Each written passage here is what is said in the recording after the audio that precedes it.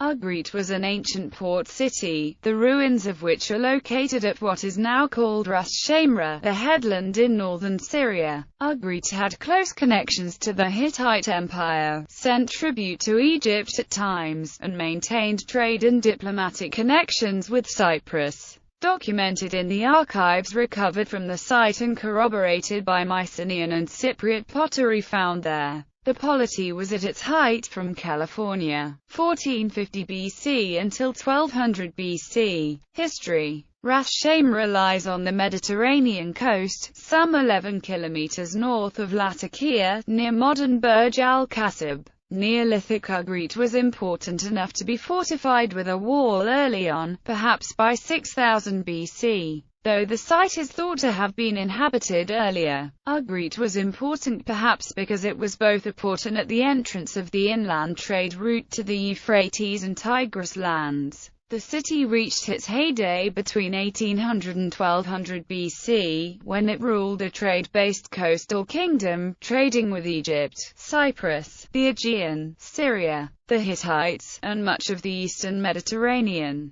The first written evidence mentioning the city comes from the nearby city of Ebla, California, 1800 BC. Ugarit passed into the sphere of influence of Egypt, which deeply influenced its art. Evidence of the earliest Ugaritic contact with Egypt comes from a carnelian bead identified with the Middle Kingdom pharaoh Senusret I. 1971 to 1926 BC, a stela and a statuette from the Egyptian pharaohs Senusret III and Amenemhet III have also been found. However, it is unclear at what time these monuments were brought to Ugarit. Amana letters from Ugarit, California, 1350 BC record one letter each from Amatamru I, Nukmadu II, and his queen. From the 16th to the 13th century BC, Ugarit remained in regular contact with Egypt and Elashia. In the 2nd millennium BC, Ugarit's population was Amorite, and the Ugaritic language probably has a direct Amoritic origin. The kingdom of Ugarit may have controlled about 2,000 square kilometers on average. During some of its history it would have been in close proximity to, if not directly within the Hittite Empire. Destruction. The last Bronze Age king of Ugarit, Amurapi, was a contemporary of the Hittite king Suppiluliuma II. The exact dates of his reign are unknown. However, a letter by the king is preserved, in which Amurapi stresses the seriousness of the crisis faced by many Near Eastern states from invasion by the advancing Sea peoples. Amurapi pleads for assistance from the king of Elashia, highlighting the desperate situation Ugarit faced. My father, behold, the enemy's ships came, my cities were burned, and they did evil things in my country. Does not my father know that all my troops and chariots are in the land of Hatti, and all my ships are in the land of Lucca? Thus, the country is abandoned to itself. May my father know it. The 7 ships of the enemy that came here inflicted much damage upon us. However, no help arrived, and the city was burned to the ground at the end of the Bronze Age. By excavating the highest levels of the city's ruins, archaeologists can study various attributes of Ugaritic civilization just before their destruction, and compare artifacts with those of nearby cultures to help establish dates. Ugarit also contained many caches of cuneiform tablets, actual libraries that contained a wealth of information. The destruction levels of the ruin contained late Helladic IIIB pottery ware, but no LHIIIC. Therefore, the date of the destruction of Ugarit is important for the dating of the LHIIIC phase in mainland Greece, since an Egyptian sword bearing the name of Pharaoh Merneptah was found in the destruction levels. 1190 BC was taken as the date for the beginning of the LHIIIC. A cuneiform tablet found in 1986 shows that Ugarit was destroyed after the death of Merneptah. It is generally agreed that Ugarit had already been destroyed by the 8th year of Ramesses III. Recent radiocarbon work indicates a destruction date between 1192 and 1190 BC. Whether Ugarit was destroyed before or after Hattusa, the Hittite capital, is debated. The destruction was followed by a settlement hiatus. Many other Mediterranean cultures were deeply disordered just at the same time, apparently by invasions of the mysterious sea peoples, kings of Ugarit language and literature. Alphabet scribes in Ugarit appear to have originated the Ugaritic alphabet around 1400 BC. 30 letters, corresponding to sounds, were inscribed on clay tablets, although they are cuneiform in appearance, that is, impressed in clay with the end of a stylus. They bear no relation to Mesopotamian cuneiform signs. A debate exists as to whether the Phoenician or Ugaritic alphabet was first. While the letters show little or no formal similarity, the standard letter order shows strong similarities between the two, suggesting that the Phoenician and Ugaritic systems were not wholly independent inventions. Ugaritic language. The existence of the Ugaritic language is attested to in texts from the 14th through the 12th century BC. Ugaritic is usually classified as a Northwest Semitic language and therefore related to Hebrew, Aramaic, and Phoenician, among others. Its grammatical features are highly similar to those found in Classical Arabic and Akkadian. It possesses 2 genders, 3 cases for nouns and adjectives, 3 numbers, and verb aspects similar to those found in other Northwest Semitic languages. The word order in Ugaritic is verb subject object, verb in, possess possessor, and noun adjective. Ugaritic literature. Apart from royal correspondence with neighboring Bronze Age monarchs, Ugaritic literature from tablets found in the city's libraries include mythological texts written in a poetic narrative, letters, legal documents such as land transfers, a few international treaties, and a number of administrative lists.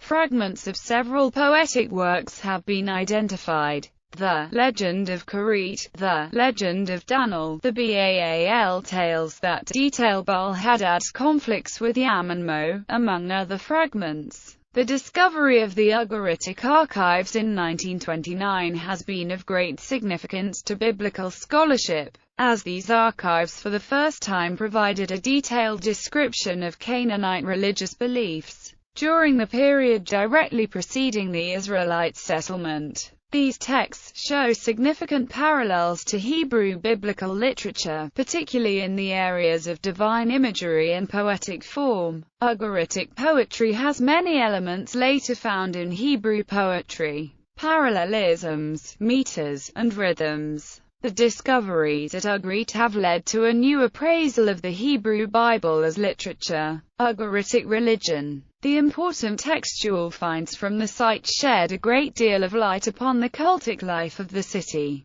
The foundations of the Bronze Age city Ugarit were divided into quarters. In the northeast quarter of the walled enclosure, the remains of 3 significant religious buildings were discovered, including 2 temples and a building referred to as the library or the high priest's house. Within these structures atop the Acropolis, numerous invaluable mythological texts were found. These texts have provided the basis for understanding of the Canaanite mythological world and religion. The Baal cycle represents Baal-Hadad's destruction of Yam, demonstrating the relationship of Canaanite chaos camp with those of Mesopotamia and the Aegean. A warrior god rises up as the hero of the new pantheon to defeat chaos and bring order. Archaeology. After its destruction in the early 12th century BC, Ugarit's location was forgotten until 1928, when a peasant accidentally opened an old tomb while plowing a field. The discovered area was the necropolis of Ugarit, located in the nearby seaport of Minit el-Baida. Excavations have since revealed a city with a prehistory reaching back to California, 6000 BC. The site is a 65-foot-high mound. Archaeologically, Ugarit is considered quintessentially Canaanite. A brief investigation of a tomb at Minit el-Baida being ransacked by locals was conducted by L. Eacute On Albanese in 1928. who also examined the main mound of Ras Shamra. The first scientific excavations of Ugarit were undertaken by archaeologist Claude Schaeffer from the Musée archéologique in Strasbourg in 1929. Work continued under Schaeffer until 1970, with a break from 1940 to 1947 because of World War II. The excavations uncovered a royal palace of 90 rooms laid out around 8 enclosed courtyards, and many ambitious private dwellings. Crowning the hill where the city was built were 2 main temples, one to Baal the king, son of El, and one to Dagon, the chthonic god of fertility and wheat. 23 stelae were unearthed during excavations at Ugarit. 9 of the stelae, including the famous Baal with thunderbolt, were unearthed near the Temple of Baal, 4 in the Temple of Dagon, and further 10 around the city. On excavation of the site, several deposits of cuneiform clay tablets were found, all dating from the last phase of Ugarit, around 1200 BC. These represented a palace library, a temple library, and, apparently unique in the world at the time, 2 private libraries, one belonging to a diplomat named Rapanu. The libraries at Ugarit contained diplomatic, legal, economic, administrative, scholastic, literary, and religious texts. The tablets are written in Sumerian, Hurrian, Akkadian, and Ugaritic. No less than 7 different scripts were in use at Ugarit: Egyptian and Luwian hieroglyphs, and Cypro-Minoan, Sumerian, Akkadian, Hurrian, and Ugaritic cuneiform. During excavations in 1958, yet another library of tablets was uncovered. These were, however, so old on the black market and not immediately recovered. The Clermont Ras Shamra tablets are now housed at the Institute for Antiquity and Christianity, School of Religion, Claremont Graduate University, Claremont, California. They were edited by Lauren R. Fisher in 1971. After 1970, the excavations were led by Henri de Contenson, followed by Jean Margaron, Marguerite Yon, and then Yves Calvet and Bassam James in succession, ending in 2000. In 1973, an archive containing around 120 tablets was discovered during rescue excavations. In 1994, more than 300 further tablets were discovered on this site, in a large ashlar building, covering the final years of the Bronze Age city's existence. The most important piece of literature recovered from Ugarit is arguably the Baal cycle, describing the basis for the religion and cult of the Canaanite Baal. Also found on tablets were the Hurrian songs, including the famous hymn to the moon goddess Nikkel, the oldest surviving substantial musical notation in the world. It offers both words and music, which were a series of 2-toned intervals played up a 9-string lyre. Documents unearthed have revealed many parallels between ancient Canaanite and Israelite practices. Levirate marriage, giving the eldest son a larger share of the inheritance or redeeming the firstborn son, were practices common to the people of Ugarit.